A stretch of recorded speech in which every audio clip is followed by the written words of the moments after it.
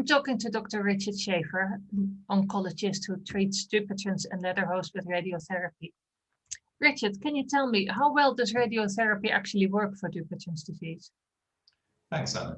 The way that we test out these treatments, we normally do them in trials. So, the worst sort of trial would just be to treat one person and say it worked or it didn't work. And then the second worst sort of trial would be just to treat a few people. The ideal trial would be what's called a randomized control trial. And what you would do is, let's say, take 1,000 people, 500 of them you randomly assign to getting no treatment, 500 of them you randomly assign to getting treatment. And then you would assume that those groups are balanced because they've been randomly assigned. So you would know that the only real difference is whether they had radiotherapy or not.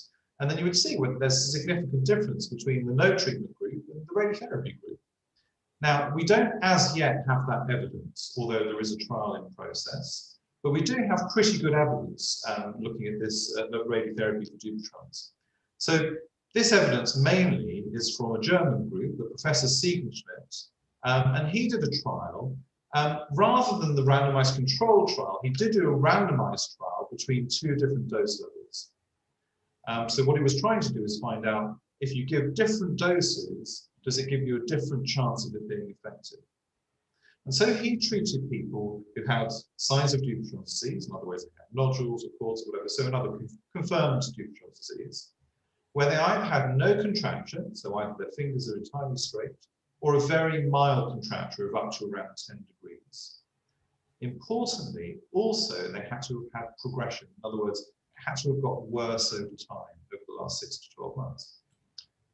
He compared these two different doses, and he offered radiotherapy to everyone, but some patients decided that they didn't want radiotherapy and they just wanted to watch and wait. And that was the control group. Control group means that those are the patients who didn't have treatment. But of course, as I say, that was not a randomized control group. So of course, that is a little bit of a flaw in the study, but still, this is what he did. Now, the two doses, they were similar-ish, although one dose was a little bit better than the other. That's not really our concern at this point. What I would like to tell you about is the difference in outcome between the radiotherapy group and the control group that didn't have radiotherapy. So if we take the 8.5 years follow-up point, in other words, if you watch these patients for 8.5 years and see what happens to them, in the control group, 62% of those had actually progressed, in other words, got worse. Getting worse means more nodules, bigger nodules, more cords, extended cords, contraction, everything. Now, in terms of progression, in the radiotherapy group, only 20% have got worse. So in other words, radiotherapy reduced from 62% to 20% the risk of getting worse by 8.5 years. In terms of those who actually had surgery for significant contracture, radiotherapy reduced the chance of that from 30% with no radiotherapy to 8% with radiotherapy. Now, these are all patients. There were 489 patients, at least 5 years of follow-up. 83 of them actually watched and waited. 406 of them actually had radiotherapy. Half of them actually had radiotherapy with both hands, so actually they treated 718 hands. So that was the outcome. Of course, when we think about it, we can think about those results in 3 ways. So the 3 messages there. The one I've told you already is, radiotherapy reduces by slightly more than 3 times the risk of getting worse or needing surgery for a contracture. There's 2 other messages there. One is 38% of people did not progress. In other words, for some people, radiotherapy just isn't needed, even if they have all those eligibility criteria. But we just don't know which ones they are at the moment. So that's a tricky one.